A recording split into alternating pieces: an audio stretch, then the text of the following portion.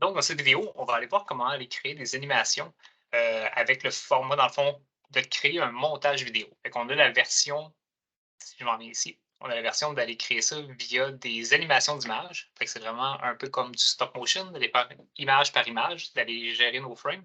Sinon, création montage vidéo, si j'appuie sur ce bouton-là, vous allez voir, vous allez vraiment avoir comme le même type avec une ligne de temps, puis d'aller définir quelles sont les transitions que vous voulez apporter sur certains de vos éléments. C'est vraiment comme si on se faisait du montage vidéo, mais dans Photoshop. Vous pouvez même aller ajouter du son, etc.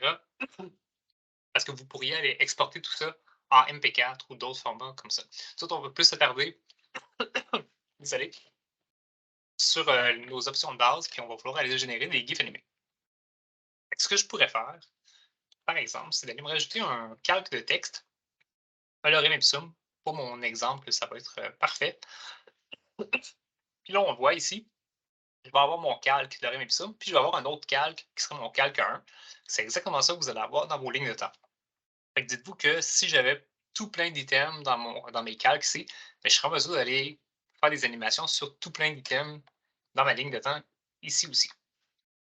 Fait que là, pour ce qui nous intéresse, c'est d'aller animer notre texte. Ce qu'on va faire, c'est qu'on va aller ouvrir la petite flèche à gauche du titre.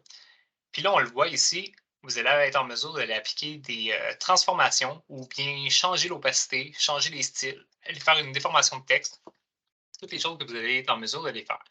Ensuite, vous allez avoir votre timeline dans le haut de l'écran ici, de votre fenêtre de montage. Là, on voit le F, ce que ça veut dire dans le fond, c'est que c'est le nombre de frames. Pour que notre œil, dans le fond, le nombre d'images par seconde, que votre œil ne s'en rende pas compte, qui est comme du saccadé, ça va être 30 images secondes. Si vous avez 2 images secondes, ben, à chaque demi-seconde, l'image va changer. Fait clairement, vous allez vous rendre compte là, que c'est saccadé entre chacun de vos étapes. Tandis qu'à 30 images secondes, en cinéma, c'est pas mal le chiffre magique. Sinon, vous pourriez descendre à 24. Ça aussi, ça vous permet d'en faire un petit peu moins, surtout si vous faites du stop motion. Ben, si à chaque seconde, vous êtes capable d'avoir 6 photos de moins, vous gagnez quand même pas mal de temps. Donc, vous pourriez descendre à 24. Vous allez voir un léger saccadé, mais pas dramatique. Donc, étant donné qu'on est sur 30 frames par seconde, ça fait en sorte que ici, j'arriverai à 10 frames, 20 frames, puis là, ben, vous voyez, 30 frames, en vrai, on est rendu à 1 seconde. Puis même chose, 10 frames, 20 frames, un autre 30 secondes, pas 30 secondes, mais 30 frames. Donc, on est rendu à 2 secondes. Donc, mon texte, qu'est-ce que je veux faire? À partir de combien de secondes je veux qu'il commence à faire cette transition? Puis, pendant combien de secondes je veux qu'il fasse cette transition-là? Et ça va être de définir ça. Je pourrais me dire, après 1 seconde, j'aimerais que tu commences ta transformation. Pour faire ça, on va comme partir de notre chronomètre un peu. Ça va être ici, là, vous allez avoir l'option activer l'animation d'image clé. Pour notre test, on va se lancer une nouvelle transformation ici. Par la suite, combien de temps je veux que cette transition-là dure? Je pourrais encore faire 1 seconde ou je préfère 1 seconde et demie. Puis rendu là, ben, ce que je vais faire, c'est que je vais aller soit me rajouter un autre losange. Là, vous voyez, ma transition commence là, fait que c'est défini par une image clé, donc mon losange. Soit que je me rajoute un losange, puis par la suite, je fais ma modification. Ou bien, si je fais ma modification tout de suite, il va me rajouter un losange automatiquement. Comme ça. Fait que je vois que de 0 à 1 seconde, il ne se passera rien du tout.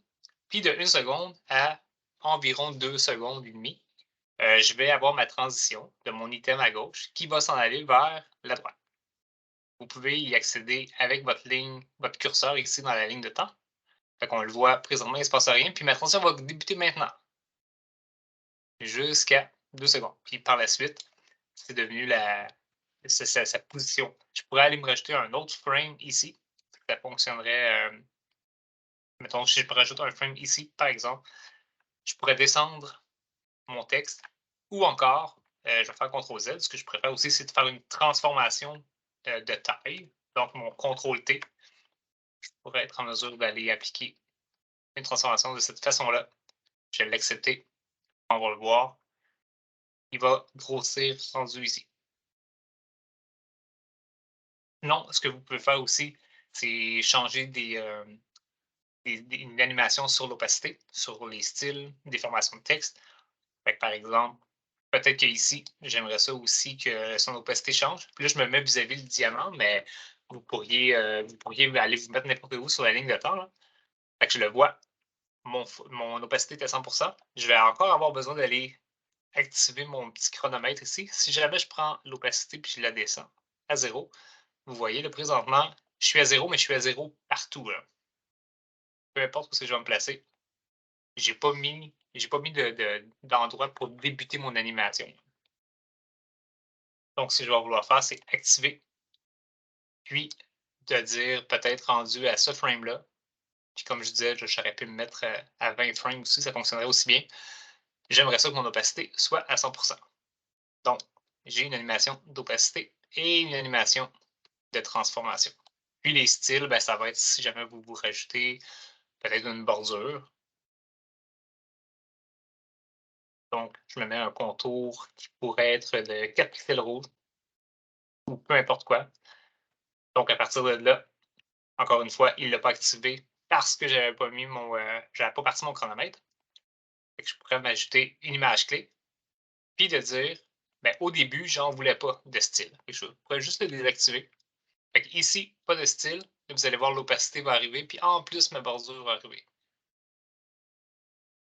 Ça donne l'impression, étant donné que sont synchronisés, que ma bordure était là tout le temps. Là. Je pourrais, pour le test, là, vous montrer, mais le losange, vous allez pouvoir le tasser. Comme même, je pourrais même le tasser ici. Vous allez voir l'opacité. Ensuite, ma bordure va apparaître en même temps que mon texte s'en va vers la droite. Puis c'est pas mal tout. Ensuite, tout ce qui va nous rester à faire, c'est de sauvegarder le tout, faire une copie pour le web. Donc, CTRL-ALT-SHIFT-S, ou sinon, vous allez dans votre menu Fichier, Exporter, puis vous allez vous faire une version pour le web. Vous allez avoir vos différents paramètres de GIF. Donc, on voit on est en 256 couleurs. Là, étant donné qu'on a juste des teintes de rouge et de noir, on devrait quand même avoir une bonne qualité parce que, étant donné qu'on n'a pas beaucoup d'informations de couleurs, lui, il va chercher une palette qui est vraiment plein de nuances de rouge, de noir, de gris. Fait que ça va donner quand même une belle qualité vu que j'ai pas trop d'informations dans mon exemple. Puis, je vais aller le nommer animation, montage, vidéo, GIF. J'avais déjà un exemple ici. Là. Je vais aller reprendre exactement le même nom. On va aller enregistrer le tout. Puis par la suite, il va juste vous confirmer que les paramètres de GIF que vous allez avoir utilisés vont être bons. Puis on va se dire, OK, là, il est en train de générer ce qu'on lui a demandé. Puis c'est tout. Par la suite, on a juste besoin d'aller dans mon dossier Photoshop, regarder le fichier GIF que ça m'a généré. Je pourrais l'ouvrir directement ici. On le voit, ça fonctionne bien. Je pourrais même vous montrer que tout ça est compatible avec le web. Et je vais aller enlever mon exemple précédent que je vous avais fait, mais ici, là, dans mon navigateur, je prends mon fichier GIF, et vous voyez, mon navigateur supporte ce format-là. C'est tout pour ce qui était de montage vidéo pour animations.